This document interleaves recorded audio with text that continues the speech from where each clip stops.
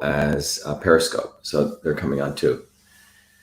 So let's see, who do we got today? Michelle, can you tell me who's coming in on Instagram? Who do we got joining us? So we have people from Richard and everyone's excited about onions. Yeah, I did a little. Genevieve. Hi, Genevieve, Texas. We have joining. Yeah, before I did this, I put a post out on Twitter because I actually organized 2 talks for today, ginger and onions. And I wasn't sure which one to do, but it looked like it was a pretty clear split. A lot of people wanted onions, a lot of people wanted ginger. And it looked like onions may have been winning by a few votes, so we decided to do onions. So anyway, we have people from Massachusetts, we have people from Redmond, Washington, hello from Los Angeles, hello from Philadelphia, Ontario, Canada, Pennsylvania, Texas, California, London, St. Louis, good to have you. Massachusetts. Who else do we have?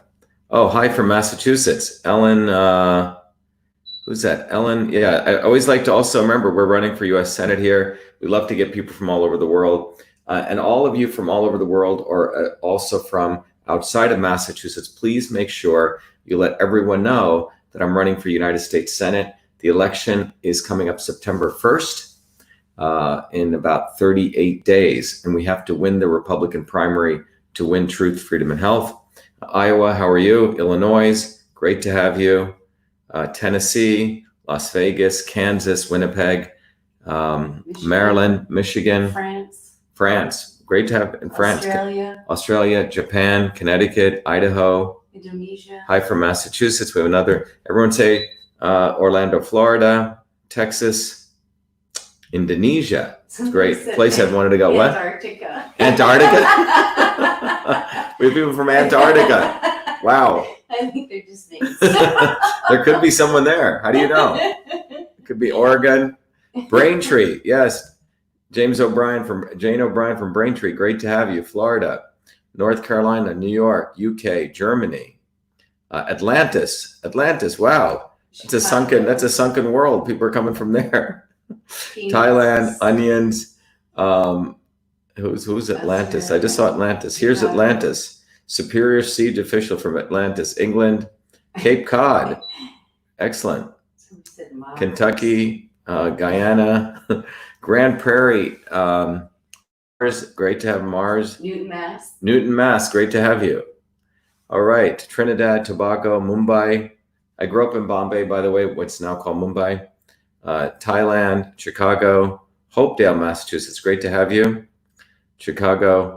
Anyway, great to have all of you as people. Nuburu. Algeria, Sweden. Wonderful. Mark from Cape Cod Hydroponics, Cambridge, Mass. Great to have you. There we go. So a lot of people are coming in. Great. Phoenix, Arizona. A lot of people are asking if you're going to debate Fauci. Yeah, so we'll talk about Fauci. Let me start today by, first of all, reviewing what's going on. Very quickly, everyone knows I'm running for U.S. Senate. And our Senate election, as you know, is taking place in Massachusetts. It's a Senate election, but more importantly, it's really a big election because rarely has someone like myself ever wanted to run for office. And for that matter, typically it's lawyers. In fact, I'm running against 3 lawyers. Most of you know our campaign slogan is truth, freedom, and health. It's something that's really taken off because at the foundations of getting to truth is we need freedom, open discourse, open debate, and that's how we get to truth. And truth is basically comes out of science. Now, science is something that is something that's a difficult thing to practice because it really requires a commitment to truth. You do experiments, you gather data. Just because you think something's right doesn't mean it's right. If we don't practice freedom, if we don't allow people to have open debate, you end up with scientific consensus, which means it's really not about anything to do with truth. It's trying to convince or force down everyone something is good. For example, masks are good. As some of you may know, I've been doing a bunch of tweets out there, and there's been a number of papers that came out, one paper that came out in May, another paper that came out in May, clearly showing that masks have very, very little effects. But if you build scientific consensus, telling everyone that masks are great, guess what? you pummel it down people's throat, just like telling people that, the sun revolves around the earth and everyone is forced to believe it. That's not science. That's what I call fascism. And we have a lot of that going on right now. And one of the reasons this is happening is there's a big difference between science and engineering. You see, in science, and I'll do probably a talk on this, you basically take a system, you put an input in it, you get an output, you're trying to understand what's going on. And then based on the output, you fit a line to a curve. Based on how you collect the data, what kind of curve you want to draw, you can manipulate it because you're using statistics. Now, when you do engineering, you have to look at something you say is true and actually practice it in the real world. So in many ways, an engineer or a plumber or an electrician has to deal with reality. Scientists don't, so they can lie. It's a very subtle but important distinction. So we go to our website. I want to encourage everyone to recognize that truth, freedom, and health is really the foundation of the campaign, because from freedom, we get to practice real science, we get to truth, and from truth, we can identify a real problem and a real situation, or the real solution. In the current case of the entire coronavirus thing, the thing I've been really pounding away on is that the fundamentals here is there's a big push for masks, big push for forced vaccinations, but the reality is we should boost our immune system. And that's what I'm very committed to teaching all of you: the power of foods, the power of different kinds of constitutive elements that we can look at, support, all based on science, not just one piece of science, but a lot of science. If you go to our website, we encourage everyone to support our campaign. If you're outside of the United States, just to be clear, you cannot support a federal campaign. I know many of you join us. We love that. But those of you in the United States who are U.S. citizens, by the way, you can be a U.S. citizen outside of America and you can support the campaign. But one of the ways you can support is you can donate to the campaign. And when you support the campaign, one of the cool things, there's a book here that I have called System and Revolution that I'm showing on the screen. One of my goals is I believe that if people really understood systems science, systems thinking, it's a whole different field that should be taught, in my view, all over the world. In fact, I've created a whole institute. In fact, I'll take you to it, called systemshealth.com. People have asked me to talk about it. I got a bunch of emails. Systemshealth.com is an institute I created where you can it's a certification institute. You can learn the foundations of systems. You can learn, you can get a master's training in it. But it's something I created recognizing that there's this big gap for the vast majority of people who don't really understand what systems are. And so when I created systems, when I decided to run for Senate, I felt as a part of our campaign, those who supported us, I didn't want to wait until I won the Senate seat to start talking about this, but you can really learn about system science from this book, System and Revolution. It'll take about a couple of hours. It's about 108 pages. And then you can use the theory from that book to really understand how your body is a system. And that's a piece of software I wrote after I finished my PhD and my research work on my Fulbright. Those of you, again, who are outside of the United States, you can also access these directly right by going to yourbodyyoursystem.com. And by the way, this is that software. This system of software will teach you how to answer a set of questions to understand what kind of system you are. And that's displayed in this triangle, in the three-dimensional triangle with that red circle. That's who you are. By the way, the red circle will move around because everyone is a unique system. And then the black dot represents where you are today relative to where you want to be, which is that red dot. And then you can figure out how to maneuver different inputs, no different than you maneuver your car or an airplane or how your thermostat works. Send different inputs in to bring your system back to you. That's what we're doing here: foods, supplements, etc. So the cool thing about this is you actually can understand how systems work, apply the theory, but more importantly, apply it to you. So anyway, please go support the campaign. A couple of things I want to cover. People have been asking about what's going on the other realms. So one of the other areas is, if you watch my Twitter feed, or if you go to my Facebook feed, I'm constantly putting out tweets about what's taking place. But one of the important Twitter things that one of the tweets that I just put out, let me go back to this, is we have a couple of very important events taking place. Let me see if I can bring that up. Here we go. Yeah. So we have a very important event taking place. It's taking place tomorrow. And it's all of you, whether you're outside of the country, in the country, in Massachusetts, we have a really cool event. Mattapan is a very culturally rich area, a lot of diversity there. But we're going to have music, we're going to have food, and we're going to have truth. We're going to have various speakers. I'll be speaking about real racism versus fake racism and how we unite America. And as I've said, we need to move this country beyond left and right, beyond black and white. And it's time for working people to unite. And when I mean working people, I mean people actually are the majority of us, the middle class who pay our taxes, who get up, who work. And I'm not talking about those people who try to cheat the system on both ends, right? The elites are as well as the other end. So that's tomorrow, July 25th, tomorrow, Saturday. It's right in Mattapan, no cost. We're going to be doing food and music, and then we'll have various speakers. It's going to be a lot of fun, and we'll be also sharing some other stuff there. The other thing that I want to let you guys know is that many of you know I've challenged Fauci to a debate. In fact, I'm willing to pay his first class tickets, pay his hotel here, and instead of waiting, I don't really like waiting for what's going to happen. We've organized the event right in the heart of Massachusetts, the Innovation Technology Center known as Kendall Square. If you look at Massachusetts, you can Google Kendall Square. Kendall Square, and if you look in a 200-yard radius, you'll see Pfizer, you'll see Novartis, you'll see Monsanto, you'll see Google, Facebook, Microsoft. You'll also see Moderna, the company that Fauci is supportive in the CDC to attempt to force vaccinate all of us. So I've called Fauci there, and as you read this tweet, it says the American people, we delivered several months ago 120,000 signatures to fire Fauci. Fauci essentially is hired more than likely a PR agency to try to resurrect his image, because this guy's essentially been a part of the government bureaucracy, the deep state, for many years. He plays his role out. That's what he's playing. In my view, he does not know science. If anything, his science, if you want to give him a benefit of the doubt, it's outdated, particularly the science of the immune system.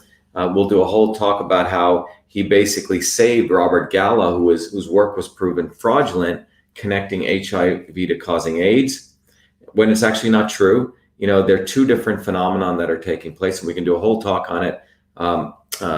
Professor Duisberg has done some great work on it, and we'll do probably another talk on it. But I'm challenging Fauci. By the way, everyone on Instagram, you can go to YouTube, or you can go right up onto Facebook to see what I'm sharing here. But we've called a big discussion right in Kendall Square.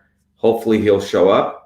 And if not, we'll probably have someone else there who'll likely step in for him. But as you notice, it's Hollywood Fauci versus science. So I encourage everyone to come. That's on the 29th, next Wednesday. But tomorrow, those of you who are in town, please let your friends know. It's a great way to support what we're doing. But more importantly, we're going to have a lot of fun and music and food. So that's tomorrow in Mattapan. So let's jump right in and let's talk about onions. Okay. 2 days ago, so just to give you about a week ago, I did negative ions, a long talk about that. And by the way, after I do a long talk, I also do a small version of it. So people, you missed it, you get like a trailer. So this is a long form, but we did one on the power of negative ions, how powerful they are. Then we did one on turmeric. Then we did one on garlic. And this is really the fourth in this. Yesterday we did green tea, how it modulates the immune system. This is really the fifth in the series. We're going to do onions, and tomorrow we're going to do ginger. So it's a lot of information, but I pack it in so you can always come back and review it. So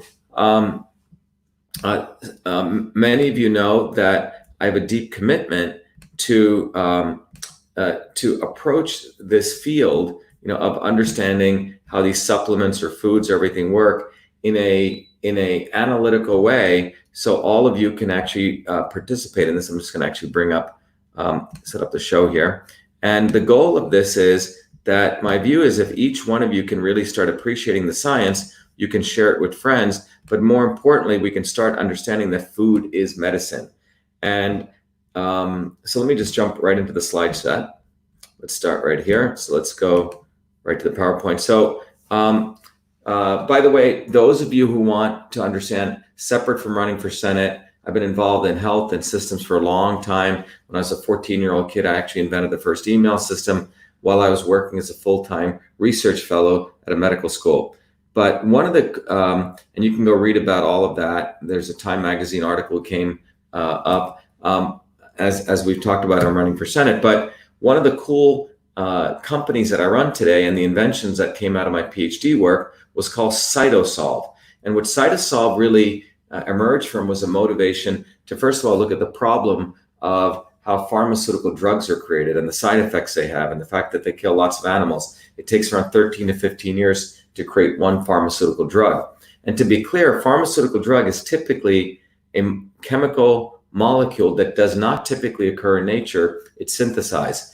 And in order to see if that works for some ailment that we have, it takes around 13 to 15 years, about $5 billion.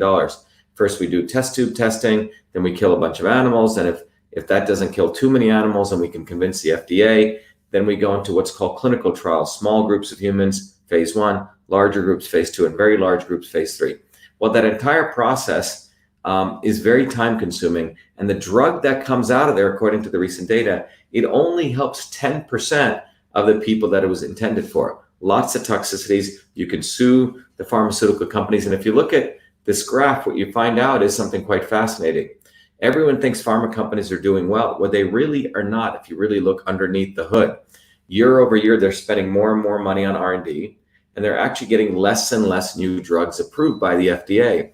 And the reason is these drugs have massive toxicity. And the pharma companies, if something happens to you, you can sue them. This is not true with vaccines. John Kennedy, who passed the National Vaccination Act, then his brother, Ted Kennedy, who tried to save that act by essentially putting a big Band-Aid called the National Vaccine Injury Program, in many ways created an industry that you and I cannot sue the vaccine manufacturers. So it's essentially all upside for them. So that really has led to a world right now where the pharma companies are moving to vaccines, and that's why it's a multi-trillion-dollar opportunity through fear to try to force vaccinate everyone. And I've talked about that before. But my interest came back into medicine in around 2003, where something interesting was taking place. The Genome Project had ended in 2003, as you can see here. And what we discovered was we thought in 1993 we had around 100,000 genes, because humans were thought to be more complex than a worm, which we probably are. But people correlated that to the number of genes. So the theory was, well, anything that's more complex must have more genes. But what you see in this graph is not true. We actually have the same number of genes as a worm. So this led into a new field called systems biology, which said that we need to connect the multiple systems, the cells, the proteins, the tissues, to really understand the whole. And as a part of that in 2003, one of the phenomenon that was taking place was a challenge by the National Science Foundation. Could you mathematically model the whole human cell? And if you think about the cell as being composed of many, many different chemical reactions, some of which we know, some of which we don't. But the thesis is if you could interconnect those, well, voila, you could model the cell. This was seen as an impossible problem. I came back because I've loved medicine and computing. And by the way, these are these little chemical reactions. Someone could win a Nobel Prize just for figuring out how chemical A reacts with chemical B. But if you look at these molecular pathways, we can convert them to mathematical models. And the challenge is, suppose you can interconnect all those models together. And that really resulted in my creating CytoSolve, a very revolutionary, frankly, technology, which allows us to do that. And so we use CytoSolve to do research, fundamental research. We use it as a public service, like I'm doing for you right now, to teach you so you can actually arm yourselves with knowledge. So someone says, oh, garlic doesn't do anything, or negative ions, what are they, or turmeric? Well, this is actual knowledge that we've distilled from a lot of the science work from CytoSolve. So we can take a lot of papers, extract from them the molecular pathways, interconnect them, and that's from the bioinformatics side, but we can also do computations. So what's really cool about CytoSolve is that it can be used just no different than how we used to build airplanes, how we build airplanes today. We don't just simply throw a test pilot in or kill animals. We do everything on the computer. When a new design comes out, we make all of our mistakes on the computer without killing people. And that's what cytosol allows us to do. Cytosol allows us to model complex molecular phenomenon like inflammation or immune health or Alzheimer's, test the compounds on the computer, and then figure out what works. A simple example of that is if you take two chemicals, curcumin, which is the active ingredient in turmeric, which we've talked about, or the active ingredient in grapes, resveratrol, and if I were to take all the information out there on how turmeric, the active ingredient being curcumin, interacted at the cellular level on inflammation, you'd get a diagram like this, which is what we put together. The outer circle is a cell wall, the inner circle is a nuclear wall, and you see all these ways that curcumin inhibits certain reactions, which call inflammation. Same thing with resveratrol. So we can do this kind of analysis, but then we can take it one step further to figure out how they both interact, and then we can run an experiment, a mathematical experiment without killing animals. So I can create inflammation. That's what that number 0.15 looks like in the fourth row, first column. Fourth row, fourth column. And then you can see if I don't give any curcumin and resveratrol, I have inflammation. Then if I just give curcumin, you notice it goes down to 0.05. If I just give resveratrol by itself, it goes down to 0.06. Evenu, could you quickly get me my plug? I'm about to run out. It's over there. Quickly, thanks. Thank you. Sorry about that. And then you can actually see how turmeric, resveratrol brings it down. And then you can see what happens when we combine them. This is all on the computer. You see that curcumin I brought down to 3, resveratrol down to 2, same total as both of them together. And then what you can see right here is that the interesting phenomenon is that you get less reduction in the amount of inflammation. In fact, 200% less. So this is why foods are so powerful, because a little bit of a lot of things creates what's called a synergistic effect. That's why food is medicine. So let's talk about onions. So, and by the way, those of you on Instagram, you can go to the YouTube to listen to it, or you can go on Facebook or on Twitter. So now, onion in many ways is what they call a complete functional food.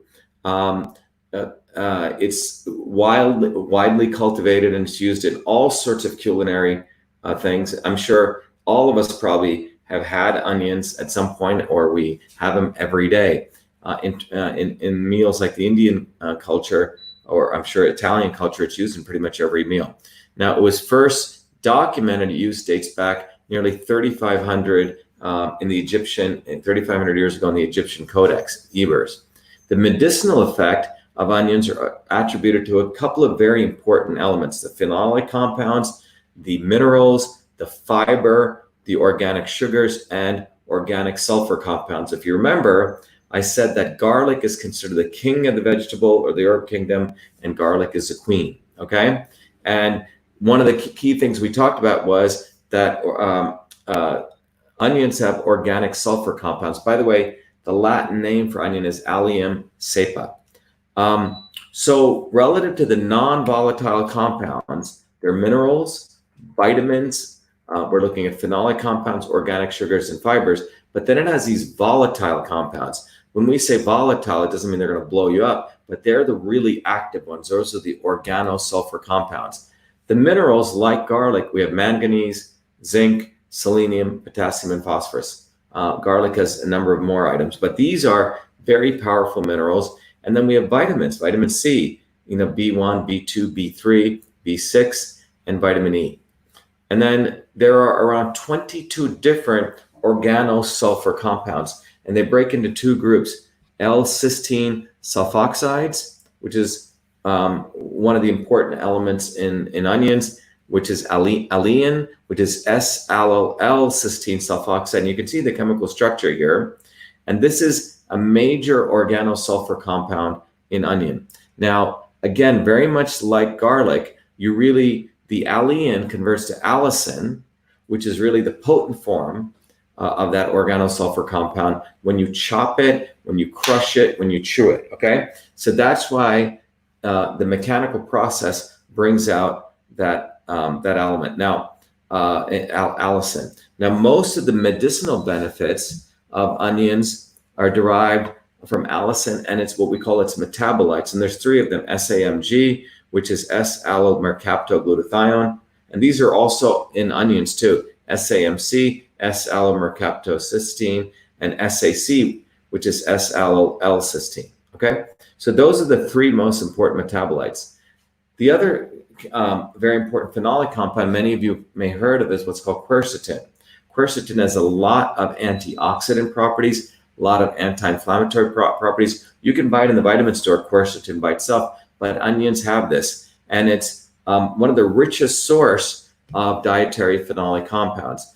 And what's powerful is the quercetin, as I mentioned, has two properties: antioxidant, which means it has anti-aging properties, and anti-inflammatory. And quercetin and its derivatives represents 90% of the phenolic compounds in onion. Okay, so if you look at the onion, when you look at the phenolic compounds, 90% of it is quercetin, and it's shown to benefit in a number of areas. So let's discuss the three areas. One is diabetes, and we'll get to immune health, cardiovascular health, anti-hypertensive, lowers blood pressure, and anti-atherosclerotic, which means hardening of the arteries. And then you have cancer, a number of 5 cancers: colorectal, laryngeal, esophageal, gastric, as well as prostate. But relative to immune health, which is what we're going to talk about today, there's really 6 areas that onion is very wonderful for. 1, anti-allergy, antibacterial, antifungal, antiparasitic, antiviral, and anti-inflammatory. Some of those are all interconnected, or as we're going to talk about. But again, when you look at the entire discourse that's been taking place for the last 4, 5, 6 months throughout the world, you have people scaring everyone through fear, masks, social distancing, and essentially get ready for the vaccine. But isn't it amazing we haven't talked about the power of garlic or onions or getting out, connecting with people? And onion falls into one of those very powerful modalities to boost the immune system. Very quick review for those of you who've missed this, and those of you who've seen this, it's a review. The model of the immune system that has historically been used, which is a base of vaccine, is a very simplified model, which consists of the innate immune system, which includes all the things that our body is exposed to, and then the adaptive immune system. The innate immune system contains certain cells, which are like Marines, which right when they see a pathogen, a fungus, a bacteria, a virus, or a parasite, they try to go knock it out just by shooting everywhere. They're not specific. Separate from that, let's say a virus makes it through, then the adaptive immune system kicks in to try to knock out that virus, what's called an antibody. And the basis of vaccines is to generate antibodies by injecting a quote unquote an attenuated or deadened form of that virus, plus adding all sorts of other stuff to create an inflammatory reaction so your body creates antibodies. But the key thing is they're going around the innate immune system thinking that they're better than nature. Look, it may work for certain people, for other people it may have issues. And my fundamental issues, I'm not pro or anti-vax. I'm saying we need to understand the whole immune system, and one size does not fit all. Whether you're going to have vaccines or not should be an individual decision between you and consultation with your practitioner. And I say this because several months ago, I gave the talk on the modern view of the immune system at the National Science Foundation. I was asked to give the prestige lecture. What you find is besides those 2 boxes, the innate and the adaptive, we have another powerful system called the interferon system, which is a system that is waiting for viruses to come. And not only does it know how to interfere with those viruses by creating chemicals called interferons, but it also has the ability to upregulate many other genes, which protect you against many other viruses. Quite phenomenal. We also have the microbiome, which is the 60 trillion bacteria in our gut and elsewhere. The virome, nearly 380 trillion viruses we carry. And that microbiome and that structure is connected to our neural system, to the gut-brain axis. The bottom line is it's a very complex system. That's why one size does not fit all. So when it comes to onions, we can look at how onions affect the various subsystems of the immune system. And these are the 3 particular compounds we're going to look at within onions that have the most direct effect. So first is the organosulfur compounds. Second is quercetin. And the third is a mineral selenium, okay? Many people There's a whole set of work, by the way, done on selenium, which says that many people have allergies. There's I forget the gentleman's name. He was a doctor. He had all sorts of allergies. He went off to an island and studied everything he could do to find out why there were allergies. And he found out that it's an overreactive immune system caused by a deficiency of the mineral selenium. Selenium is extremely important for immune health, and onions have it. And the onions also have active compounds that upregulate your immune cells to proliferate. So you have essentially more antiviral, antimicrobial activities. And onions also have compounds that lower the allergic response. So let's first of all look at the innate immune system. Look, the innate immune system is a part of your body's immune system that's in your eyes, your nose, your back, or your larynx, your salivary gland. It's in your mucosa. It's all over everything external to your body. That innate immune system, in this case, consists of NK, as you see, are natural killer cells. It consists of the gamma delta T cells and macrophages. And what's really powerful, if you look at all these three compounds, the organosulfur compounds, which occur in onions, the quercetin and the selenium, all those three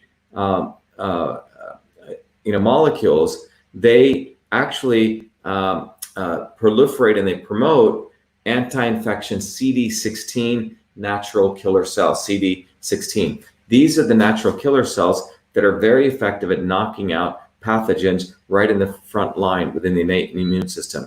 And when you have those three compounds there, you have more macrophages, you have more, gamma delta T cells, more natural killer cells, and that leads to antimicrobial effect, antibacterial effect, antiviral effect, antifungal effect. So this is why onions are very powerful, because the selenium, the quercetin, and the organosulfur compounds boost your innate immune system.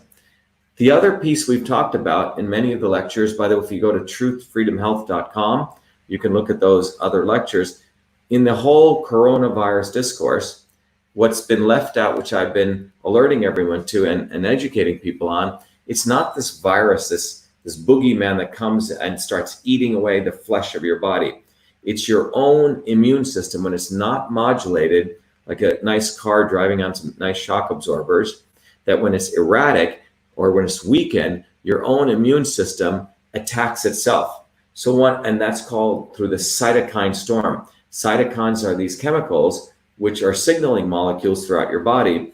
And when you have the cytokine storm, your body starts attacking itself. So if you want some shock absorbers put in, that's what onions are. Onions modulate the cytokine response, so you don't have, this massive erratic effect. Now, quercetin inhibits enzymes such as lipoxygenase, that are involved in inflammation signaling. So you can see quercetin blocks that. Quercetin also inhibits two very other important cytokines, IL-6 and IL-8, that lead to inflammation. So quercetin comes in, it inhibits lipoxygenase, which is an enzyme. It also inhibits IL-6 and 8. And by doing that, it basically inhibits inflammatory enzymes, such as lipoxygenase. So that's what quercetin is good for. Separate from that, the onion also inhibits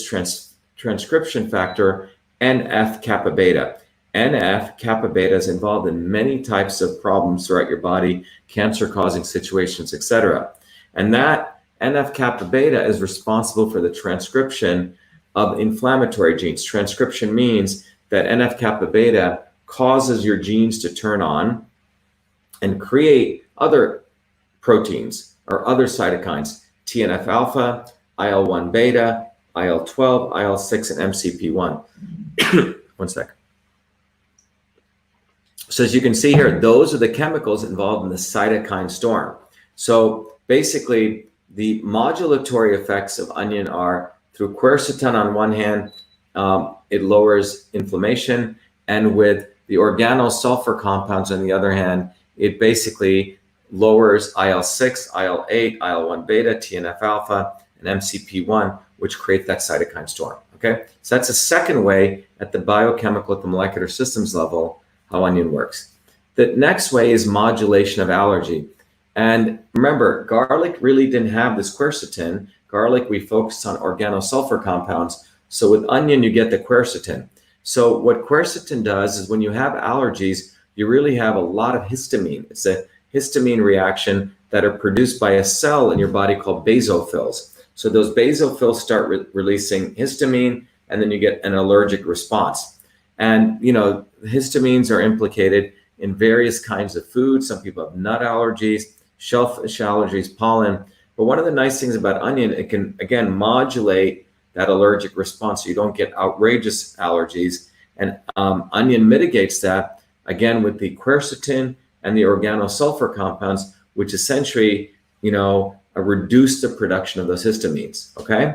So, and I have a theory that if you look at most traditional cultures, whenever people had, for example, things like shellfish, like my mom used to be extremely allergic to it, or meats, some people are. Meat, a lot of proteins, animal products were always seasoned with lots of garlic, lots of onions. And I believe this was done to really modulate the histamine response. As meats get older, if you just have them lying around, there's a theory that they also produce more histamines. In fact, there's a lot of data showing this. So I think the traditional cultures were very, very cognizant of it. And they realized, let's add some garlic. Let's add some onions, ginger. In the Indian system, they had a whole range of spices, which really modulated that inflammatory process.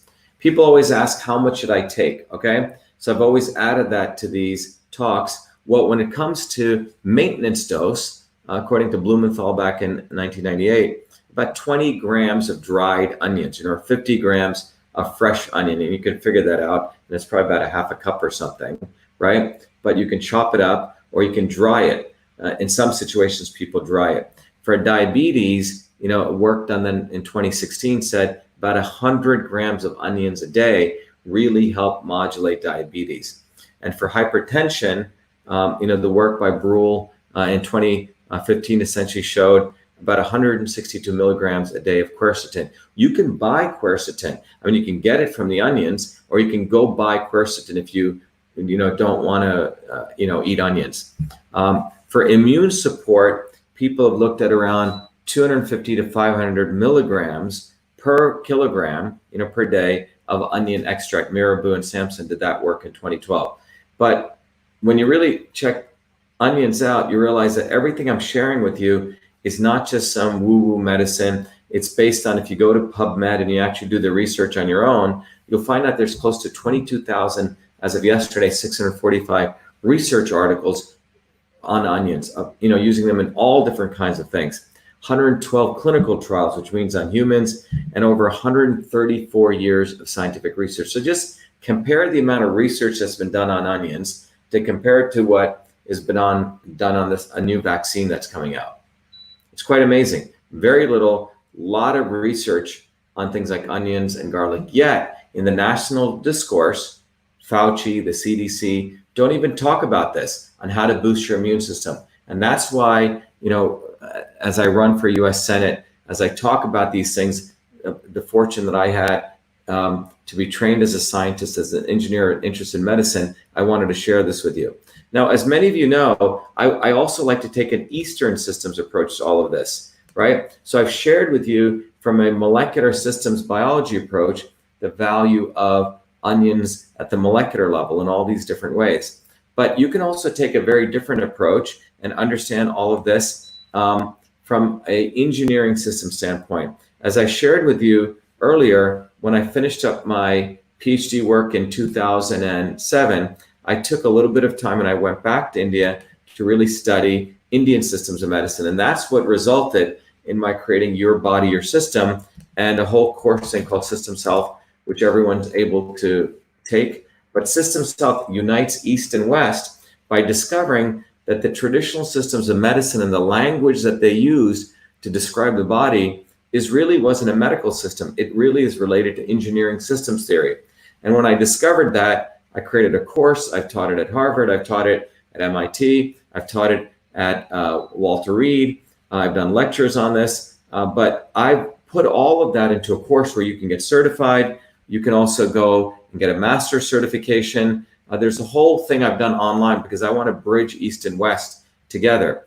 But if you take that program, and by the way, if you want to understand it in a much more condensed way, quickly as your first introduction, you can go to Your Body, Your System, and you can, by the way, if you go to Get Started Now, you can get the book, System and Revolution. You can actually understand the principles of all systems, and then you can actually understand how this tool can be used by you to understand your body as a system. As I mentioned, one of the key things, you find out that your body is a particular homeostasis, which means who you are. That's that red dot. And that black dot is where you may be deviated from imbalances by not eating well, not getting enough sleep, not exercising.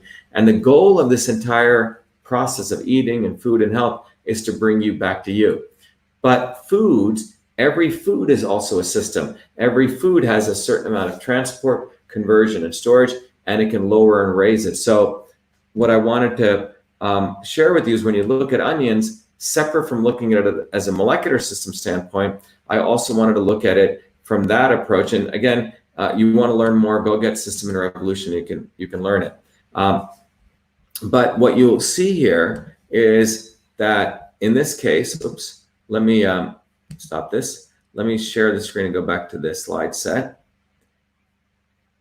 And yeah, so if you look at onions, remember when you look at the body as a system, if you have a chance to go and explore System and Revolution, learn system science, you'll find out that all systems in the universe consist of three forces. The forces of motion, right? Movement, or the aspect of movement. That's called transport with a T. Then the other aspect is the aspect of conversion.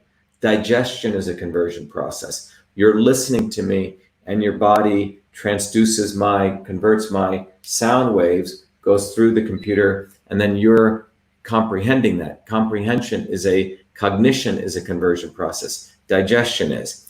And then storage or structure is that part of a system, which is a thing that envelops it and gives it structure. So for example, if you're making a bowl of soup, it's the bowl is the structure, okay? For computers, it's the thing that stores or gives structure to the memory, which is a USB disk. In your body, it's your fat cells or your memory cells, etc. So when you look at onions, and by the way, you can look at this as everything in the universe, onions stabilize transport. They don't increase it, they don't bring it down, they stabilize it. But onions increase pitta, as it's known in the Indian system, or conversion, which means they increase digestion. So if you already have a very fast metabolism, you should be careful how much onions you're taking. This will help you understand that. But it also increases kapha, which means helps you, increase storage in your body, put on kapha. So you have to be careful about that, okay? So you have transport, conversion, and storage. So onions, in summary, activate the cells of the innate immune system. They inhibit inflammatory enzymes such as lipoxygenase and inflammatory cytokines involved in the cytokine storm. And onions mitigate allergic reactions. So I hope you can see onions and garlic. That's why they're considered the king, garlic, and the queen of the herb or vegetable kingdom, because they have very similar uses, but again, onions have the power of that quercetin in there. All right. Anyway, I hope this was valuable. Again, before I take questions, everyone should be aware. Please know that this weekend we're having a great event at Shiva for Senate in Mattapan. So you can go find out about that. If you want to go learn more about the campaign Mattapan, that's tomorrow. And you can go to the website and find out about it. If you go to Shiva for Senate and you scroll down a little bit, you actually right off the top here, you can see there's a big button here called events. And if you click on events, you can find all information. So if you go to Dr.SHIVA in Mattapan, Music, Food, and Truth, please, you can go up here and you can just click Eventbrite. There's no cost to attend. I look forward to seeing everyone there. And again, for those of you who want to support the campaign who are in the United States, those of you outside can go to Your Body, Your System directly. But those of you who support the campaign, you get the book and you get access to that software. So please take advantage of that. It's not here to make money. It's really to educate you as a part of our whole movement here for truth, freedom, and health. So let me take some questions and we'll see what we got here. By the way, thank you everyone for all your comments yesterday. People wanted me to do future talks on oregano oil, on chaga, on neem. So we've added that to our list. They will be coming, but if you have any other ones you want me to do, we can do that. Horsetail. Horsetail, yes, a lot of minerals in horsetail. Silica is one of the most important elements of horsetail. Again, to remind me, please email me at V as in Victor A, VA.SHIVA at VA.SHIVA.com, and we listen to you. We'll add it to our list of things to do. Cilantro, again, email me at VA.SHIVA at VA.SHIVA.com. Garlic, garlic we actually did, if you want to go find it. Marshmallow root, that's a great one. Don't listen to people that turn you against anyway. Glutathione. By the way, if you go to truthfreedomhealth.com, you'll find all the videos. We did one on glutathione. It's up there. Astragalus. Yes, great immune boosting. We'll do that. Again, email me at VA.SHIVA at VA.SHIVA.com so we could add it. Elderberry is on the list already. We're going to be doing that. Jasmine isn't. Black seed oil, we've already done great research. We did quite a bit of research, almost about 6 months of research on black cumin seed oil. Magnesium, nascent iodine. We've also done a lecture on iodine. If you go to, again, truthfreedomhealth.com, you'll find the one that we did on iodine. The protocol I wrote to the President of the United States to boost the immune system, I recommended vitamin C, vitamin A, vitamin D, D3 specifically, iodine and zinc. And by the way, that recommendation I made was incorporated by the CDC. We didn't get the credit, but that's okay. The important thing is the CDC, after the pounding we've been doing exposing that, they've also incorporated that as a part of the protocol that they recommend, which is good for boosting the immune system. NAC, daily amount to take. So NAC is a precursor to glutathione. I'll do a special one just on NAC and we'll discuss that. Soursop, that's a great one. Someone says, my daughter takes Prozac. Can you put this through Cytosolve? Think it's a horrible drug. Yeah, look, we don't just have to do natural medicines. We can also run these drugs through. When I started Cytosolve, no one, frankly, when I was doing it at MIT, people thought it was impossible. We built it. After we built it, remember, still in the world of science, pharma is considered the gold standard. So when I first started, I actually wanted pharma companies to use it. We connected with Pfizer's, our innovation group, wanted to use our mathematical models to see in an area of what's called lupus. So we did some work there. We also worked to understand, we've actually offered it to see if they want to use it for testing vaccines. No one's taken us up because we'll probably find a lot of the stuff in there, causes all sorts of toxicity. We could definitely run Prozac through. That'd be a pretty cool thing to do. So we did work with the military several years ago to look at the combination of supplements certain of the soldiers were taking. Yohimbe, synephrine, which is also known as bitter orange, caffeine, arginine, and creatine, and how those combinations could cause adverse effects. So you can use Cytosolve for anything. We've actually used Cytosolve to show when you do genetic engineering how it upsets the molecular pathways in plants, resulting in them upregulating formaldehyde and eating up glutathione. Okay. So hemp seed oil, great ideas. We already have olive leaf on there, but please email me at V as in Victor. I'll put my email right here, VA.SHIVA, let me type it in, at VA.SHIVA.com. That comes right to me. And we'll put that also in the pipeline to do. So anyway, I hope this has been valuable. Keep it, if you go to my Twitter stream, let me just go there before I end. You'll notice that what I'm doing is after I do these long forms, I also tend to do, we have a great video guy who takes my long forms and he shrinks it into a short form so everyone can actually follow it. So if you go to Twitter, right? If you're on Twitter, by the way, these are everywhere. And one, before I go there, if anyone wants to go to truthfreedomhealth.com, this is becoming a fast growing library of all the videos we've done. So if you go to truthfreedomhealth.com, you'll see, for example, green teas up there, garlic, and political, all the videos I do up there. You can go here and you can find all the previous videos I've also done. And what did I just want to take? Oh, yeah. So if you go to Twitter, if people go to Twitter, and if you're on Twitter or Facebook, but in my Twitter timeline, one of the things that you'll see here is on Twitter, I typically, after I do these videos, I'll post a short version of them. So right now, we have a video that I did a couple of days ago on negative ions. You know, it's an hour talk, but I also have the short form version of it. It's already got about 8,000 views. And then if you want to go look at the long form, you can go look at that. So I hope you enjoy that. And again, our campaign is a campaign, Shiva for Senate for Truth, Freedom, and Health. When we're strong, we can fight for freedom. And when we have freedom, we can get to truth and so on. So please, any one of you outside of the United States, you're welcome to go directly to your body, your system. Let every one of your friends know in Massachusetts, September 1st. We've got 38 days left. We must win that. It's a win for all of us. Those of you in the United States or in Massachusetts, tomorrow is a big event, Mattapan. Go to the website. We hope to see you there. It's going to be a lot of fun. But volunteer, donate to the campaign. Everyone can help win. There's never been a campaign like this where there's been one of us, me, who actually works for a living, running, and I'm running against 3 lawyers. We got to win in Massachusetts. September 1st, September 1st, September 1st. Let's win for truth, freedom, and health.